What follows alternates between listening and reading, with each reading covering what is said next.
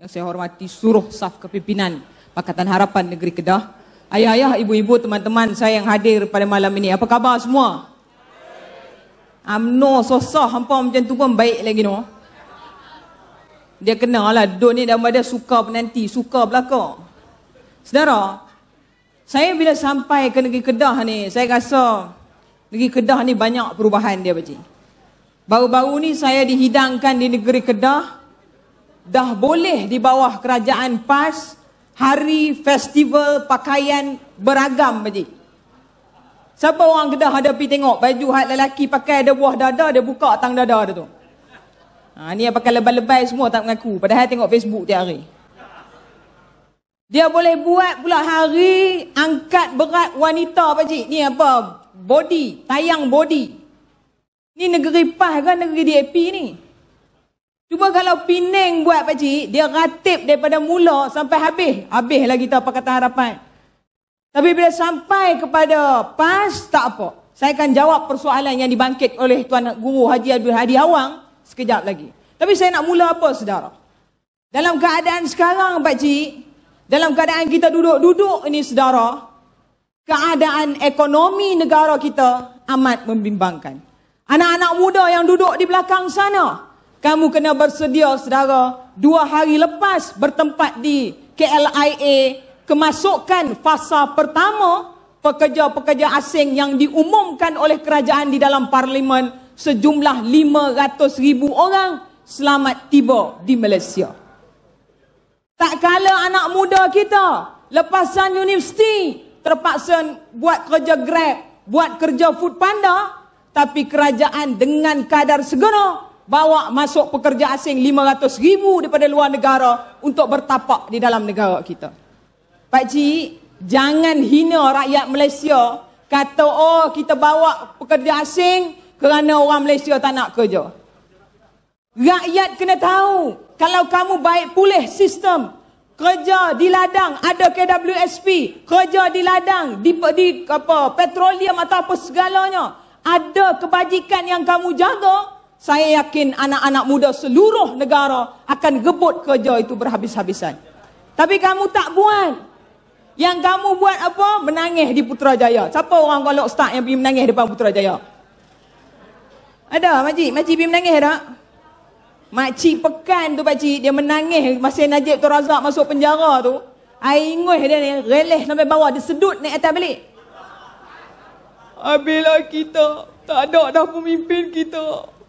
Menangis tu sungguh-sungguh saudara. Kita nak sebut saudara, isu Najib Tun Razak ini bukan isu kecil. Isu Najib Tun Razak ini isu bagaimana negara diperbodohkan oleh UMNO Barisan Nasional, oleh Perdana Menteri bernama Najib Tun Razak. Bayangkan saudara, hari ini kalau ada orang Alostar tak bayar cukai pendapatan kepada lembaga hasil dalam negeri, aset-aset kita akan disita oleh kerajaan. Betul tak? Surat akan sampai setiap hari, panggilan duk tak berhenti. Tapi Najib Tun Razak sepanjang 2011, 2017 dia jadi Perdana Menteri Malaysia, dia tak pernah bayar 1 sen pun cukai kepada negara. Nilai dia 1.7 bilion ringgit saudara. Itu yang duk menangis tu. Bila pun itu. Isu 42 juta yang Najib terima saudara, ini bukan isu kecil pakcik. Bagaimana seorang Perdana Menteri, duit masuk dalam akaun, bila ditanya apa? Saya tak tahu duit masuk akaun saya. Ni, hampa nak tipu UMNO, hampa tipulah, jangan tipu rakyat. Makcik, sekarang ni zaman teknologi. RM1 masuk dalam akaun pun saudara, notification akan hantar dalam handphone kita. RM100 dikreditkan masuk ke dalam akaun kamu. Cuba cek siapa hantar. Betul atau tidak? Tapi 42 juta, bila tanya Najib Tun Razak, oh tak tahu. Orang kata, oh Najib dizalimi, dia tak rasuah. Habis isteri dia rasuah? Saudara kena ingat, saudara. Isu rosmah bukan isu mudah.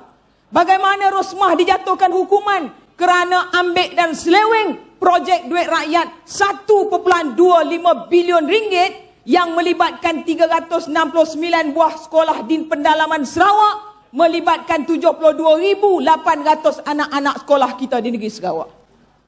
Pakcik bayang pakcik, 1.25 bilion ini projek menghasilkan tenaga solar. Tenaga solar ini saudara, kawasan pendalaman tu pakcik, nak pacak tiang TNB tak boleh. Nak salur air bersih tak boleh. Caranya macam mana? Bawa masuk tenaga solar, pasang di pendalaman Sarawak, kemudian tenaga solar bantu jana keluarkan air bersih dan tenaga elektrik kepada rakyat di pendalaman Sarawak. Hak tu pun dia sakau habis. Rosmah orang tak nampak sebab dia bubuh tang rambut, jadi orang tak perasan lah. Dia sakau habis. Ini bukan soal, sebab tu orang tanya saya, Aisyah, pasal apa Najib Tun Razak pilih penjara Kajang, dia tak masuk penjara Sungai Buloh? Siapa tahu orang rosak kalau tahu jawapan angkat kaki saya nak bagi hadiah. Anda tahu pakcik pasal apa dia pilih Kajang, dia tak pilih Sungai Buloh? Pandailah, lepas ni saya tak payah ceramah lah. No? Dia pilih penjara Kajang sebab penjara Kajang bersebelahan penjara lelaki, penjara wanita. Penjara Sungai Buloh tak ada penjara wanita. Dia pilih penjara Kajang, Rosmah duduk penjara Kajang, esok nak balik raya senang, tak gaduh. Dia tak ada pakcik Nana ni, tak ada lah. Senang, dia raya sebelah-sebelah. Ini saudara. Sebab itu kita sebut soal pembaziran dalam negara. Mata wang sekarang semakin mengudum saudara. Minggu lepas saya ke klinik, bawa anak pergi klinik. Tanya kepada pihak klinik swasta, bagaimana ni mata wang jatuh. Dia kata, Aisyah, bersedialah Aisyah. Bermula Januari 2023, harga ubat-ubatan dalam negara akan naik 1 kali ganda. Kalau sebelum ni pakcik pergi sakit lutut, pergi hospital kerajaan, dia bagi 5 papan. Pakcik makan ni 5 papan, nanti dah cukup pakcik datanglah ambil lagi. Bermula Januari besok pakcik pi, ubat tak ada, papan je tinggal. Hang susah lah papan ni pakcik. Kalau sakit ambil papan tu katok tangan kaki. Saudara, ini satu yang membimbangkan negara. Bagaimana kita tidak langsung prihatin soal ini? Isu LCS, kapal yang tak siap. Saya tak nak ulas soal kapal, tapi saya nak beritahu saudara, jumlah yang dah kita bayar pembaziran dalam soal kapal mencecah 6 bilion ringgit saudara. 6 bilion ringgit ditukar kepada program makanan anak-anak kita di sekolah, RMT. Dia boleh membekalkan makanan kepada anak-anak kita. Jumlah dia berapa pakcik? 200,000 orang anak-anak boleh dapat bekalan makanan percuma selama 50 tahun. 6 bilion tukar kepada pembinaan rumah rakyat miskin seluruh negara. Kita mampu membina 108,586 buah rumah percuma untuk rakyat seluruh negara. 6 bilion kita tukar untuk bina sekolah. Kita boleh membina 265 buah sekolah, fasiliti lengkap untuk anak-anak di pendalaman Sabah dan Sarawak. Dan 6 bilion saudara, kalau kita boleh beri kepada rakyat, kita mampu bina hospital taraf internasional 15 unit seluruh negara. Saya sebut ni pakcik sebab saya nak bagi tahu kita mampu buat perkara ini.